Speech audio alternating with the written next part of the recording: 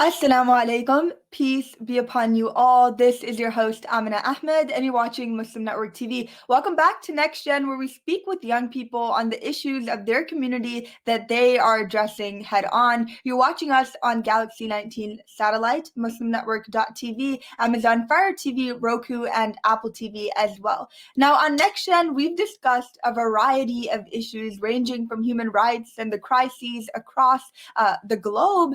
But an issue that we haven't covered yet is young Muslims struggling with their identity and their faith and what they can do to actually hold on to that faith, especially living in the West in a world where they are a minority, a country where they are a minority. What can they do to hold on to their faith?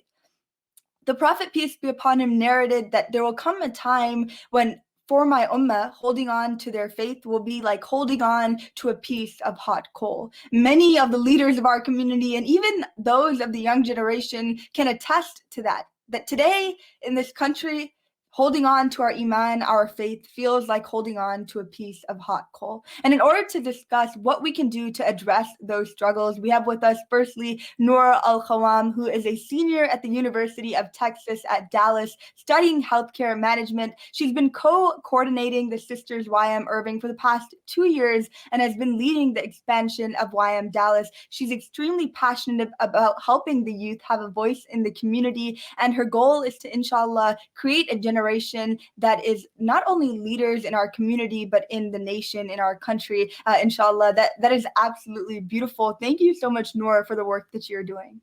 Thank you for having me. For sure. Noor, you have been doing a lot of work with your community, with the young people in your community for the past 2 years. What are, your experiences with that, with these young people and their relationship with their faith? So I think like the number one thing is just seeing a very large scope of identities.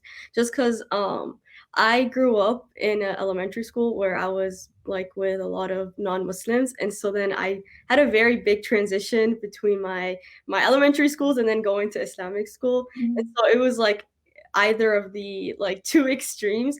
But then I went into YM, and alhamdulillah, I was able to meet a very large amount of girls from like all over the world.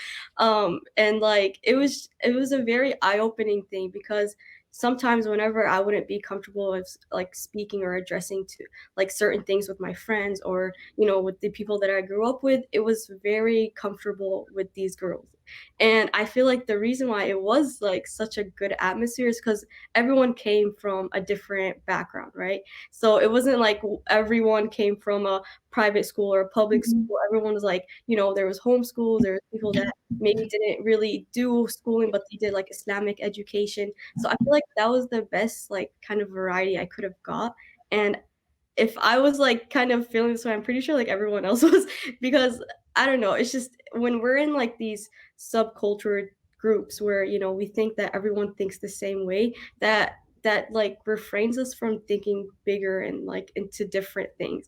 But being into like this very diverse and alhamdulillah like very beneficial group, I feel like that's the way like girls are able to like see different perspectives and talk about it in a very open communication environment.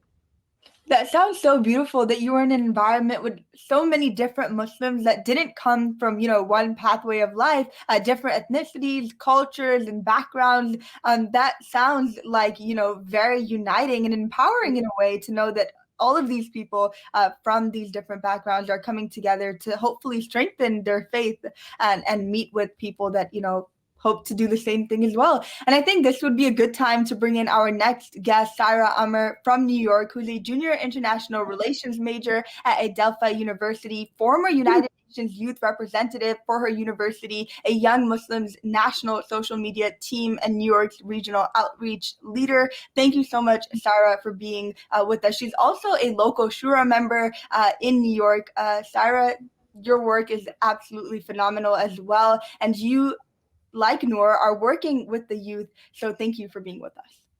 Thank you.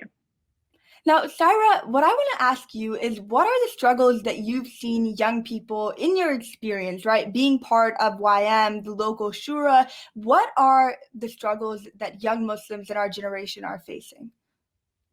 Honestly, that's a really, really good question. Like within my studies in international relations and just like seeing YM generally, I think I've narrowed it down to three things.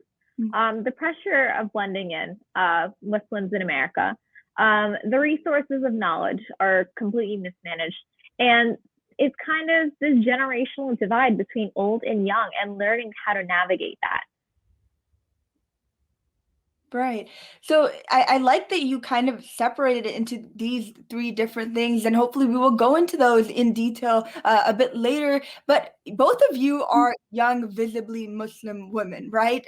You know what that is like, what that comes with the discrimination, the bullying, the feeling of isolation at times. You know, being the only Muslim woman in a room is something that is a shared experience amongst Muslim women. But from the young people that you are seeing, how has their experiences being Muslim women been different from perhaps Muslim men or other women, their peers who are other women as well? How is the experience of Muslim women very, exclusive? Talk to us about that. So I think like the number one thing is when it comes to representation, it's like kind of women have different standards than like a man, because if like a woman is doing the same exact thing as a man, it's like, oh no, the man is like up here and the woman stays down there. It's like the woman kind of has to like put in an extra effort and like kind of sometimes overburden herself when that really shouldn't be happening. I feel like that happens like in our youth society too, just because sometimes the brothers have a greater leap than us, than the sisters. That's my take. Saira, if you want to add anything. Yeah, I think you nailed it on the dot. Really, I feel like Muslim women just have a lot more and are pressured to do a lot more than Muslim men. For example, oh, it's for her to wear the hijab, etc. And so there are all these standards that we don't hold accountable to men. Mm. Mhm. Right. And I think it's like the whole conversation of the standards for, people of color, obviously, we are held up to a higher standard. But then when it comes to being a woman and being a Muslim and being a minority in so many different ways, all of that kind of feels, like that pressure on our back. And have you two felt any of that pressure, right? You're a leader in your community. There is a regard and a standard that you constantly have to live up to. How has that been for you? Yeah, I guess it's completely normal to feel up to that pressure. I feel like it's a commonality among Muslim women. And you know what? You just break through that pressure and you go through it. Noor, do you have anything to add on that? I would just say like honestly, anytime that you feel like this very big struggle on your back, the minute like you kind of break away from it, you're like, I did that. And so it also like kind of goes back to that representation thing of like men and women. It's like, oh, this sister was able to do it. Like, and like I feel like slowly but sure, like people kind of recognize that. And so it does kind of help, but at the same time, it's like we have to go through an extra effort just to be recognized. Yeah, I actually agree with that. That as Muslim women, we are constantly having to fight for our space. And in when we do get into that space, we can feel sometimes being that only woman in that room. But both of you, how did you get involved to getting to a point where you are helping other young people? You both are young as well, but you're there. You're inspiring other young people to connect with their faith. How did you get to that, and what inspired you? So the way like I was kind of put into it is that alhamdulillah, I was like very active in my high school years. And so I think like that kind of reflected over people kind of choosing, because like you get not chosen, but you're like I don't know what the proper word is, but like they kind of see you as like an individual and then they come and ask you, right? And so I feel like if you are the person that is very passionate about wanting change for the youth, then you're gonna have to kind of show it, but at the same time, don't like exaggerate it where to a sense you're like, oh, pick me, pick me. But I Yeah. feel like every youth person that is passionate enough should be in the community, getting their activism on, their putting out their face, their name into wanting to be into something as great as either YM or anything else in the youth communities. But it starts with you. Everything starts with you. Adding on to that, with the Gen Z standpoint, or Gen Z lingo, be humble. be ride with what you got and learn how to be active, but also be humble at the same time. And I think that like we all have our own stories about how we joined YM and the way we joined YM, but in the end, we're all soul sisters. Yeah, I like what you said, right? Be humble, that even if you are at that position, and that's beautiful coming from both of you, because both of you are in positions where you have influence over other young people.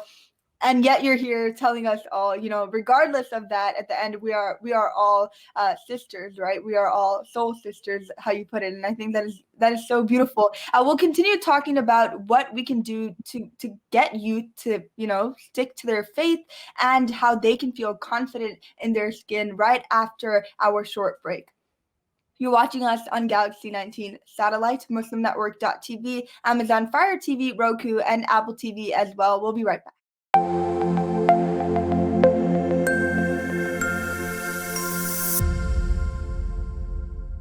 Billboards are popping up all over the country with an... Our neighbors don't realize that Muslims are absolutely opposed to ISIS.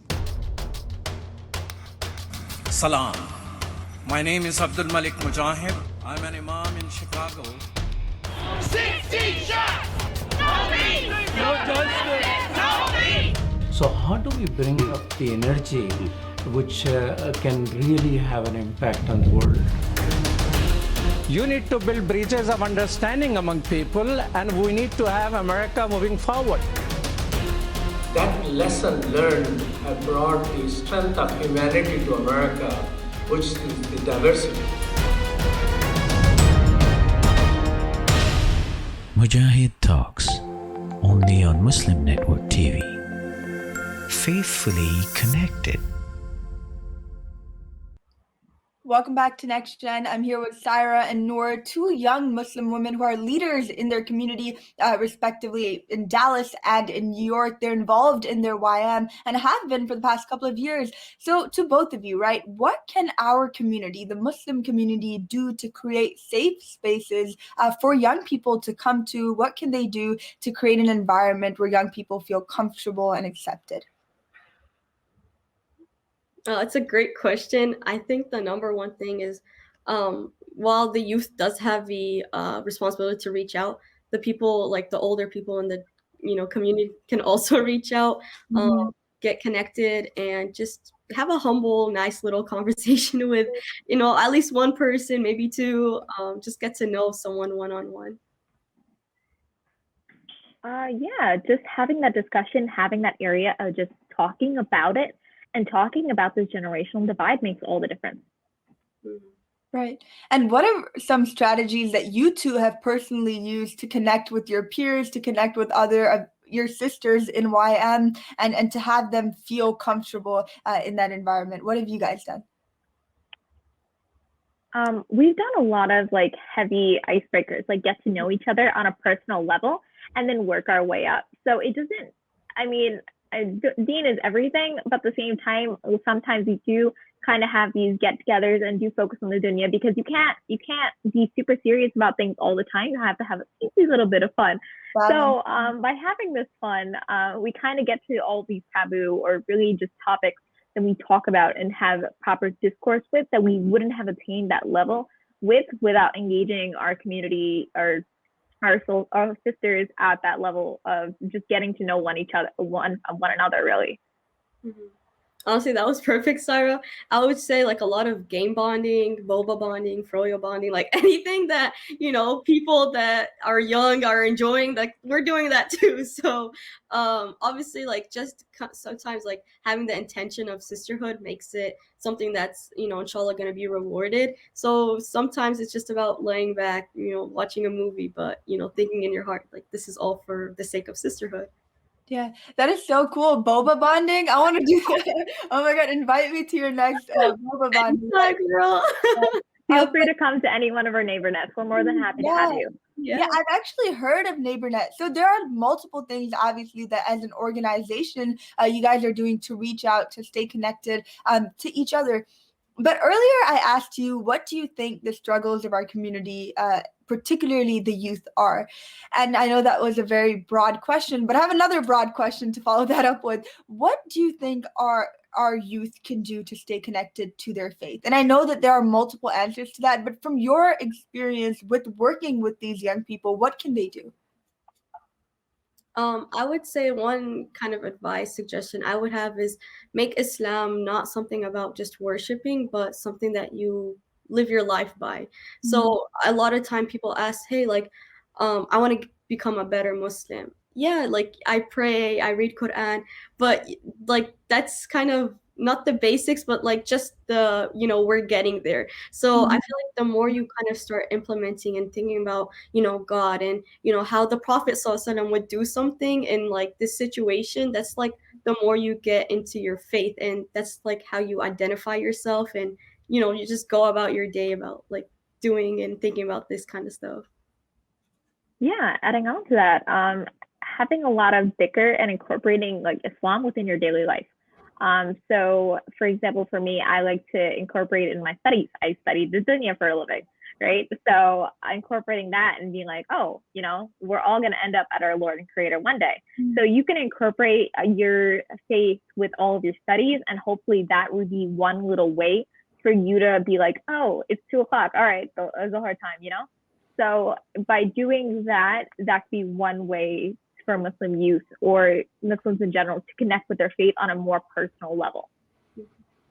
Yeah, and it seems like very little things to people, right? Incorporating zikr into your daily life, making istighfar and all of that, but it adds up, right? And there comes a point where it becomes a routine, right? You don't have to think about it consciously, you just start doing it. And that is some beautiful piece of advice for the young people who are watching. I hope that you can incorporate that into your daily life, inshallah. But particularly for young Muslim women, right, who might struggle with the hijab, who probably have already worn it, but now they have feelings of doubt, or some people who want to wear it, but there's something there that is stopping them. In regards to the hijab, is there any advice that you have for young Muslim women? So we recently did, sorry. Oh, you go first, don't worry. We recently did a campaign about it, and one thing that someone mentioned is that you sometimes tell yourself, oh, when the right time comes for it, but you never know when that right time is. Like, you don't know even when you have the time. You don't know when it'll stop. So I think the number one thing I can say is that Shaitan will always be like, oh, delay it, delay it, delay it. But the minute you kind of, find it in your heart, just put it on. Like right at that second, just put it on. And the last thing I just wanted to mention real quick is making a lot of dua, because hijab is a form of guidance. Because, a lot of women, a lot of girls, they think that, oh, something it's like natural, or like, something will inspire my heart. And yes, it will, but you also want to keep on building that connection with your religion, with your Lord.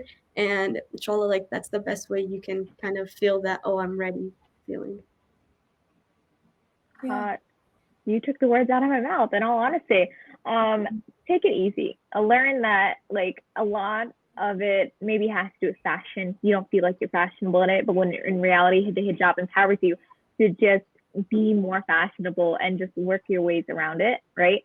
And beauty is in the eye of the beholder, So in the end, you're beautiful no matter what. Yeah. And inshallah, there'll be barakah in it too, right? With those small steps. And I like how you said, take it easy. I think a lot of people put this pressure around it. And I think that's one of the reasons that it becomes so difficult for young women to actually start wearing the hijab, even if they want to. They just always have felt so pressurized. So hopefully to our young sisters who feel, insecure or who are hesitant to start it, hopefully they can take your advice. But before we do end here today, to the young people in our audience who are watching us today, what do you say to them who want to get involved in the community, who want to become leaders like you in their community? What can they do to get to that level? Contact your local neighbornet. Figure out what other Muslim organizations are near you. Maybe it's the MSA, maybe it's YM, maybe it's NAS. You never know how many organizations there are near you, and utilize those resources and get to know each other more and be confident in your leadership skills. And bingo, that's the recipe for success. Basically, start today. Start literally the minute you see something pop up on your feed, be like, follow, like 10. That's the way you get involved. Just seeing it and like, just being like, okay, yeah, why not? Yeah. And sure, I feel like, everyone, if they really wanted to, they could get involved. Like you said, contact your local neighbor nets, your local organizations who are accepting Muslim youth. A lot of them are actually very, very, very prominent organizations that encourage youth to get involved. So we just have to look around. We will find opportunity, inshallah. So thank you to both of you for coming on our show today. I mean, I personally, I'm not even the audience, but I feel confident more in my faith just from this 25-minute segment. So I appreciate both of you being here with us today. Thank you for having me. Thank you so much. All right, you guys, thank you so much. And thank you to our audience for tuning in. And until next time, assalamu alaikum. Peace be upon you all.